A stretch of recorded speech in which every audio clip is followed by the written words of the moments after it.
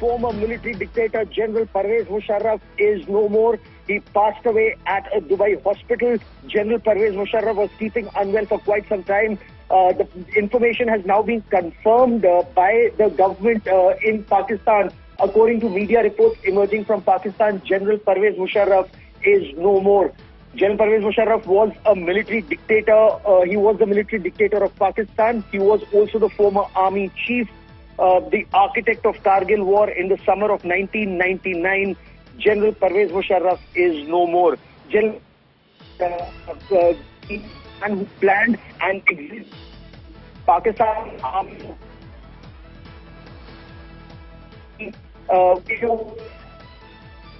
Some revenge for in the summer to opaque tooth. Pakistan launched its operation in Kargil in 1999 when then Former Prime Pakistan Minister Chief of Army and the President Pervez Musharraf has passed away after prolonged illness. He was the main architect of the Kargil war. Those images that you see are from a hospital in Dubai. This is where he was admitted. He was suffering from prolonged illness. Those images on your screens are coming from a Dubai hospital. On your screen is the former President of Pakistan, General Pervez Musharraf, and he has now passed away. My colleague Gaurav Sawant is now joining me on the phone line. Gaurav, a very defining incident this is. You know, someone who was the architect of the Kargil war is no more now. He was suffering from illness and he's died in Dubai.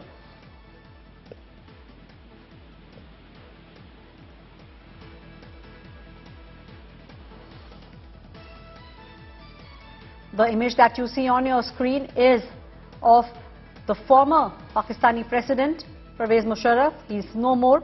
He died at the age of 79. He was undergoing treatment for an ailment at an American hospital in Dubai.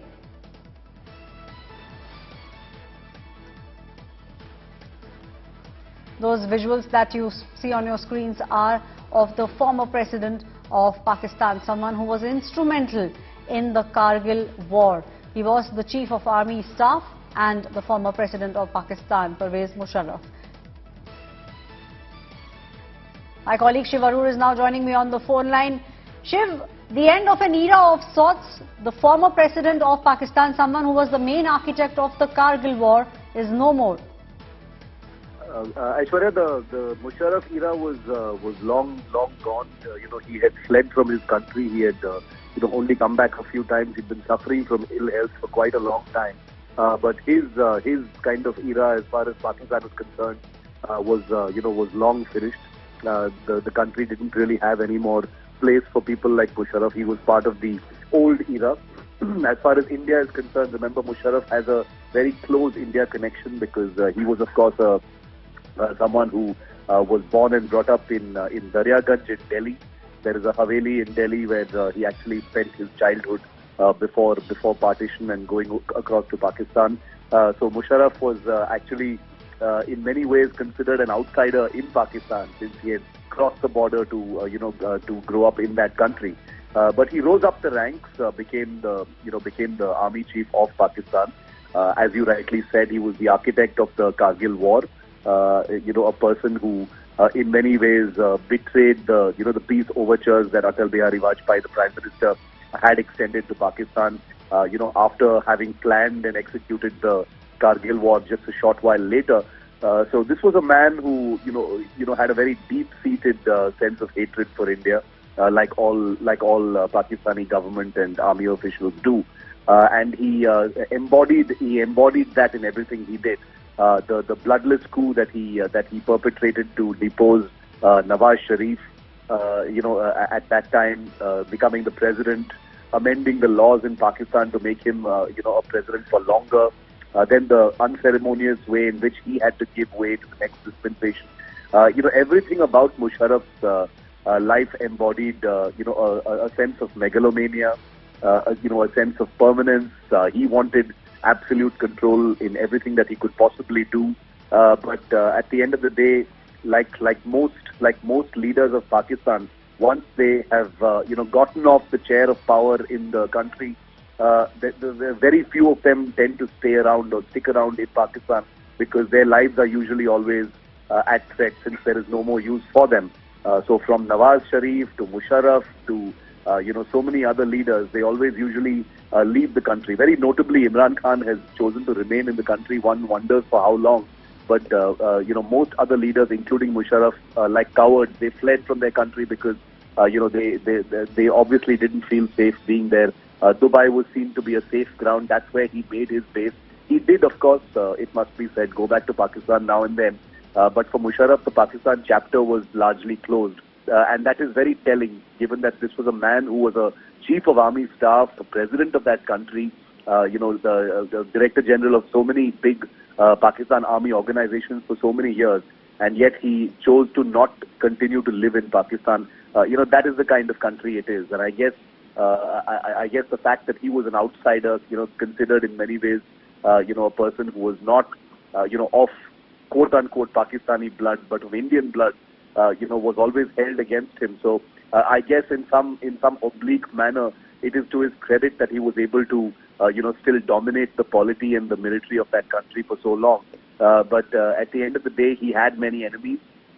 He didn't have many admirers within the system once the job was done. Of course, while he was the army chief and while he was the president, he was able to call the shots. But once he hung up his uniform a little reluctantly, I think it was very clear in his head that he needed to get the hell out of Pakistan, and that's exactly what he did. As far as India is concerned, Aishwarya, the India angle, has always left a very bitter taste in our mouth, because if you remember the Agra summit, where Pervez Musharraf was invited in a gesture of great nobility by the Indian Prime Minister at that time, Atal Bihari Vajpayee, yes. Was applauded all around the world as a gesture of vision, as a gesture of peace. And this was at a time when Pakistan was especially belligerent. But in order to the Lahore bus journey which Atal Bihari Vajpayee made, all of this had signaled that there was a possibility of peace. There were many detractors here in India who had warned that Musharraf is a crafty specimen. He's a very cunning, sly guy. You can't make peace with him. You can't break bread with him. But Atal Bihari Vajpayee was a prime minister of vision. He felt that this was an opportunity for peace between the two countries, and he made a bid for the history books, which ultimately backfired, because even during the Agra summit, when Musharraf and Atal Bihari Vajpayee were shaking hands, the irony of the situation, Aishwarya, is that the Kargil operation was already in the planning phases, and as we've seen in Musharraf's autobiography that was released a few years after Kargil, which is full of self-praise and full of it just makes him seem like a god of the subcontinent. He's pretty much admitted that even during the Agra summit, the idea of the Kargil infiltration and taking over of those heights was already in the works. So basically, in other words, this man was a traitor. He was basically a liar. He was a person who could not be trusted or taken at face value. He had absolutely no nobility about him. He was, of course, a good soldier. He was a good officer in terms of, serving his country and the military, because after all, his job was to promote the interests of Pakistan. But at the end of the day, what he did, the misadventure that he led his country into in Kargil, resulted in the deaths of hundreds, if not thousands, of Pakistani soldiers. And this same army that General Pervez Musharraf was leading also abandoned those soldiers, because all of those Pakistani soldiers were disowned by the Pakistan establishment, and they had to be buried on Indian soil. So the ignominy and the great disgrace that he brought upon his army in front of the world's eyes is another feather in the cap of both Pervez Musharraf as well as the Pakistan army. So in his death, I think I'm sure Pakistanis will have some good things to say about him. Right. But as far as India is concerned, he was a villain, he was a traitor, he was a liar, he was a megalomaniac. He was someone who proved in the most violent way possible that talking peace with Pakistanis was, Shiv, perhaps the not the correct thing Shiv, to do. So Kaswar, I don't think there will be many people mourning him in India.